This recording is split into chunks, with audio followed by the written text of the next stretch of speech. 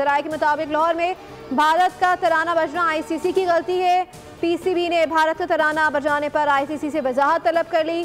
ICC ने 8 मुल्कों के तराने रखे थे। भारत की टीम पाकिस्तान नहीं आई, उनका तराना बजाना आईसीसी की गलती है। पीसीबी को आईसीसी की वजाहत का इंतजार है।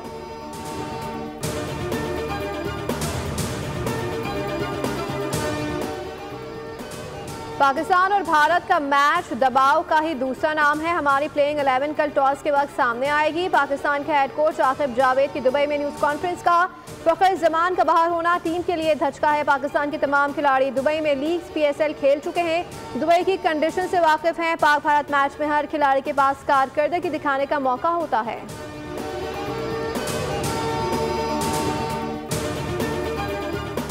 नौवें वाकयात का मास्टरमाइंड बानी पीटीआई है। बानी को 14 साल की सजा हुई तो किसी ने एहतजाज नहीं किया। पीटीआई ने मुल्क को नुकसान पहुंचाने की हर मुमकिन कोशिश की। सिंध के सीनियर वजीर शर्जील नाम की प्रेस कॉन्फ्रेंस कहा, पीटीआई ने 9 मई को कौमी सलामती के इदारों पर हमला किया।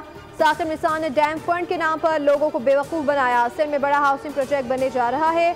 वर्ल्ड बैंक के वफद ने सूबाई हुकूमत के मनसूबों की तारीफ की। 21 लाख बेघर अफराद को घर बनाकर दिए जाएंगे।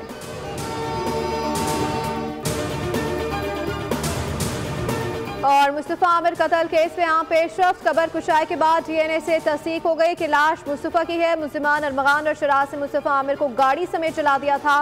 मुस्तफ़ा आमिर की लाश 11 जनवरी को बलूचिस्तान के इलाके दुरेजी के मकाम से मिली थी।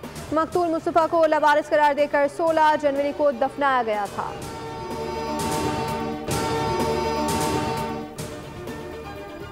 खैरात से अस्पताल चल सकते हैं, हुकूमत नहीं। वज़ीर ख़जाना मोहम्मद औरंगज़ेब का फैसलाबाद चैम्बर ऑफ कॉमर्स की तकरीब से खिताब, कहा महंगाई की शरह कम होकर सिंगल डिजिट पर आ गई। हुकूमत सरमायाकारों को सहूलत दे रही है। मुआशी इस्तेहकाम के लिए बेहतरीन सिस्टम के तहत इक़दाम किए जा रहे हैं।